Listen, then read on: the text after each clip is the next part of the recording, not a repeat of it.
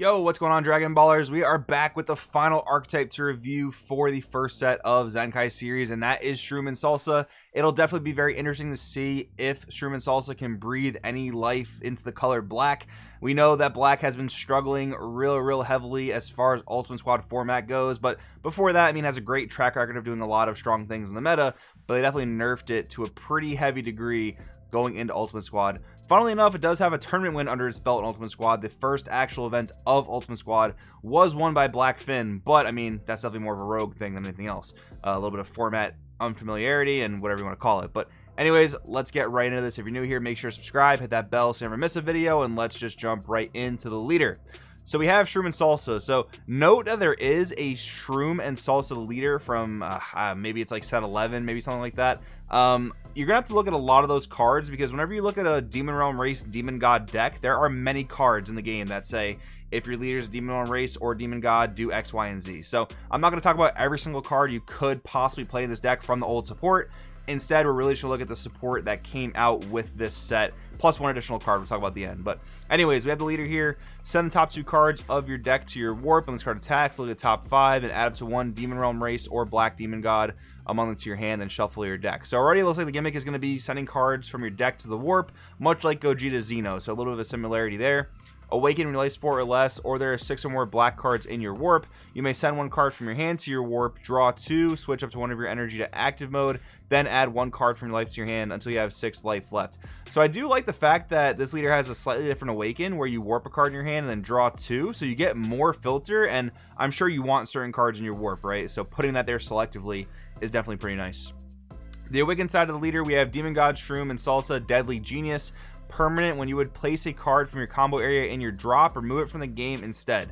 That's pretty interesting. So as far as Zenkai goes, you're going to be able to bypass that basically once per battle by putting 1 card in your combo into your Zenkai. We know that Zenkai is sort of a replacement mechanic, where if a card is supposed to go to a certain place after the combo step, you can just put it right in your Zenkai. So if you combo multiple cards, those will all get removed from the game at the end of the battle, and that's going to be pretty weird for setting up Overwhelm, I have to say, at least on your Awaken side. Let's see how Overwhelm kind of works in this deck after playing with it more. But anyways, auto, send 1 Demon Realm Race or Demon God from your hand to your warp. When this card attacks, draw 2. Drawing 2 on a leader is always real nice for filter. Activate battle once per turn. If this card's in a battle, use up to 1 Demon Realm Race or Demon God card, both mono black and without super combo, from your warp in a combo. Okay, so let's talk about something here. This is notably different than many of the other, Zenkai generating effects. This is allowing you to combo with a card from your warp, but it's not specifying a 5k like most of the other Zenkai leaders do. This is just saying without super combo. So you can technically combo a 10k for 0 energy, it's looking like, at least how I'm reading it now. So we'll see if that's relevant going on, but that seems like a pretty powerful effect in my opinion. Then we have the Z leader. So we have a 20k base double strike leader. Many Z leaders have this type of stat. We have a 3 energy Z cost. Then we have Z awaken for a black if your life is 2 or less, over a black Shroom and Salsa leader. So this can go over the old Shroom and Salsa leader as well, which I'll just mention real quick can maybe be decent in Zenkai, because that leader draws when you combo. So that's a pretty natural way of setting up Zenkai. I just want to point that out. Activate main once per turn. Place 1 of your Z energy in the owner's drop area. You may look at the bottom card of your deck and play it if it's a Shroom or Salsa card with Servant and an energy cost of 3 or less, and place at the bottom of your deck if you don't. Activate battle if this card is in a battle. Use up to 2 Demon Realm Race or Demon God cards, both mono black without super combo, from your warp in a combo. So now we're doubling the ante here, and if you have 2 10ks, you're comboing to 40k for 0 energy.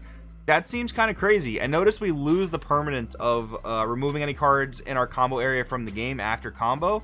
So that's pretty notable there. I'm assuming you're going to want to get to your Z leader as fast as humanly possible, but of course being at 2 life is definitely going to be a little bit risky.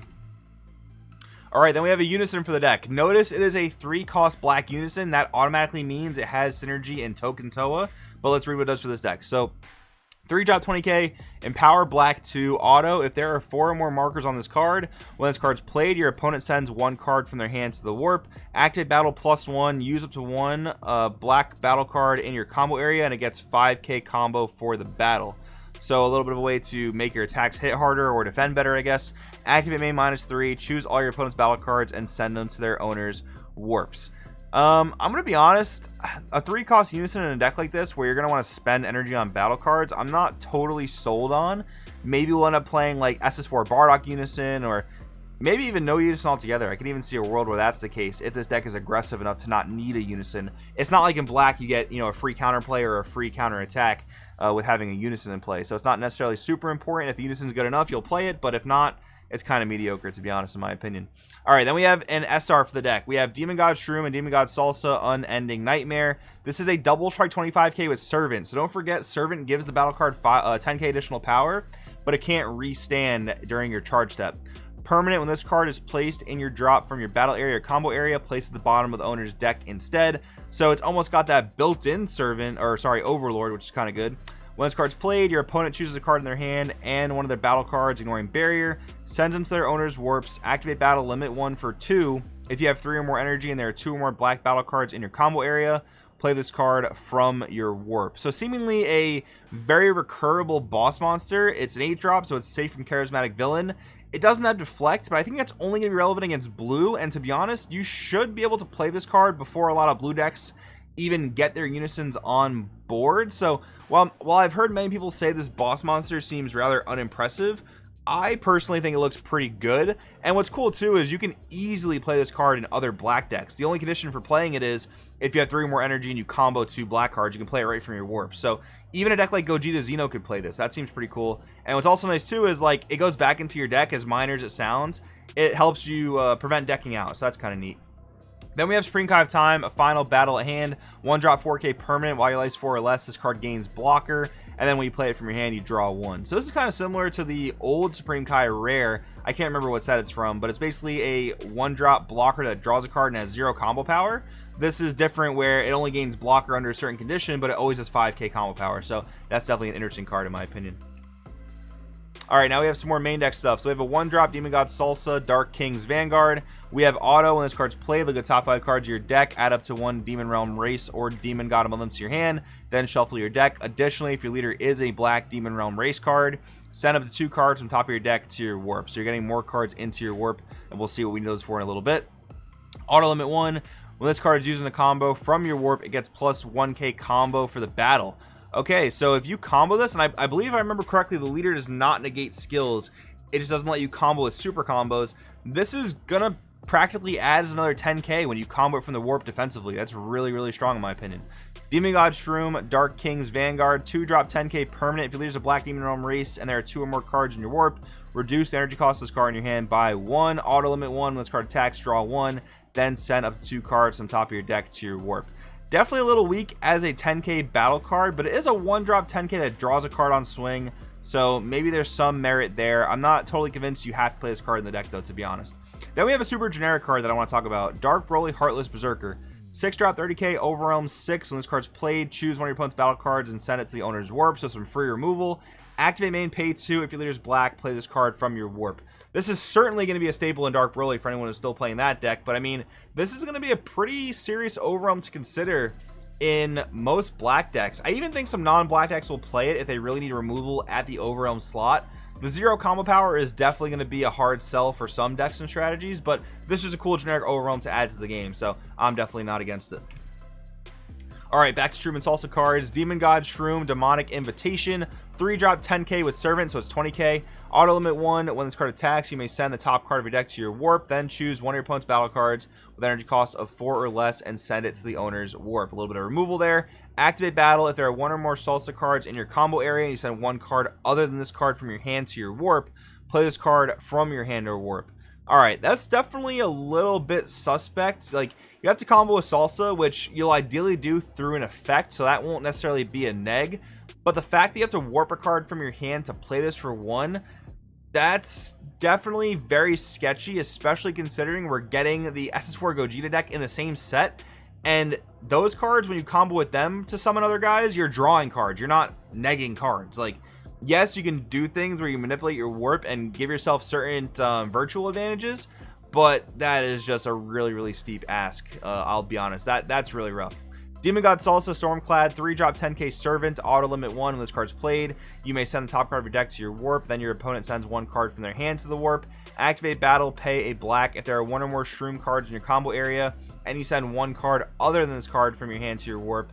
Play this card from your hand or warp. Again, very tough ask. I do like the fact that these, play off of each other and they have effects on play and on swing, but warping one from your hand, especially in the same set with SS4 Gogeta doing what it does, very, very hard sell. Dark King Makikabura, final battle at hand. 1-drop 4K Overlord once per turn. When this card's played, draw 1. Additionally, if your leader's Demon Realm race, send up 2 cards from top of your deck to your warp. Activate main for 1 black and 2 energy. If your leader is a black Demon Realm race, you may look at the bottom card of your deck, and you may play it if it's a Demon God with Servant. If you don't, place it at the bottom of your deck. So that should be able to play the 8-drop we saw before, for a total of 3 energy. I mean, if you're constantly cycling the card, that could be pretty decent. This card doesn't really have great protection, or any protection to be honest, so I can see that being a little bit tough to resolve. Maybe you do need to play it just purely for the Overlord alone.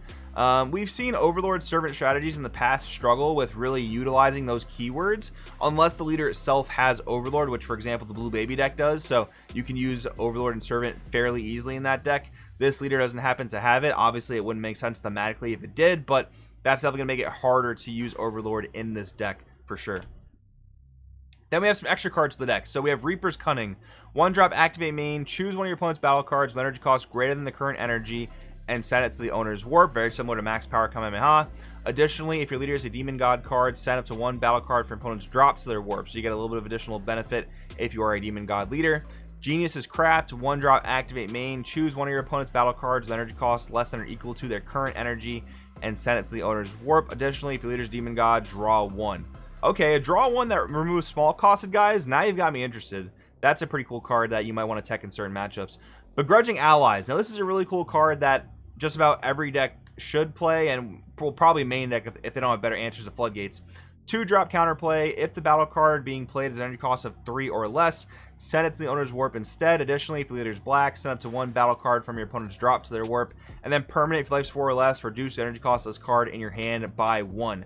So again, if your deck does not have a viable answer to counterplays, now it does. And you have to get to 4 or less life to use this most efficiently, but that shouldn't be too hard, especially now that SSB Vegeta Surmounting the Impossible is a card that every Z deck can play. So this is a really great card, I think, to add to the game, and it'll definitely help smooth over that problem with Floodgates that a lot of decks seem to have. Alright, a couple cards to finish up. Dark King Makikabura, Imminent Annihilation. 3-drop 15k, Overlord once per turn. Auto limit 1. When this card attacks, use it to 1 Demon Realm Race or Demon God, both mono black, without super combo from your warp in a combo. So we saw the Shroom and Salsa that get played when you have the corresponding one in the warp. This is going to be a good facilitator for that. Activate main, pay a black if your leader is a black Demon Realm Race card and there are 6 or more cards in your warp. Play this card from your hand. That should be pretty easy to meet by like turn 2, I'm assuming. Demon God Demigod, Begrudging Ally, a black Z battle card, 3 Z cost, unique permanent. This card gets plus 2k for each card in your Z energy. Auto once per turn if it's your turn. When you activate Overrealm or Dark Overrealm or play a black battle card from your warp, draw 1 and choose up to 1 of your opponent's battle cards with energy costs of 6 or less and send it to the owner's warp. Not actually a bad card by all means. Like, I definitely think that red, blue, and yellow have the most souped up Z battle cards, but this one's not bad in the strategies it's meant for, because it's sort of like the old Vegeta everyone used to play that drew a card when you overwhelmed. This does practically the same thing, and it's a resource you can always access from your Z deck. And also as added removal, this card is really, really cool in my opinion. Then I just want to talk about Shroom and Salsa Tag Team of Terror. This is a promo we didn't really talk about in a video, I don't think, and it's obviously made with this deck in mind. So permanent, if your opponent has 4 or more cards in their warp, this card gains double strike.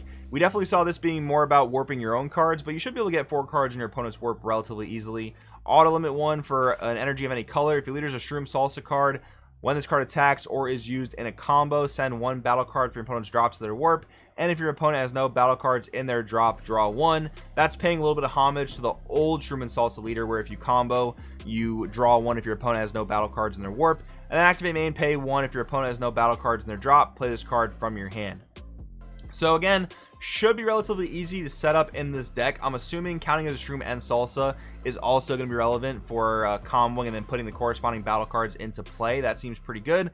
Overall, my thoughts on the archetype, definitely not as freely strong as some of the other decks we read this time around, like Red Gogeta, even Red Shenron. Yellow seemed really strong. I do like a lot of the cards in these decks, but I think the thing with black is we've seen that if it can't be kind of like oppressively aggressive, sometimes these black decks can struggle to kind of find their way into the meta. So maybe we'll see that with Shroom and Salsa here. Again, I do like what a lot of the cards do, but I'm definitely a little upset that the Shroom and Salsa have to go -1 to play each other during the battle step. But anyways, guys, let me know in the comments below what you think. Do you think Shroom and Salsa is going to revitalize black? Let me know. Thanks for watching, and I'll see you guys in the next one.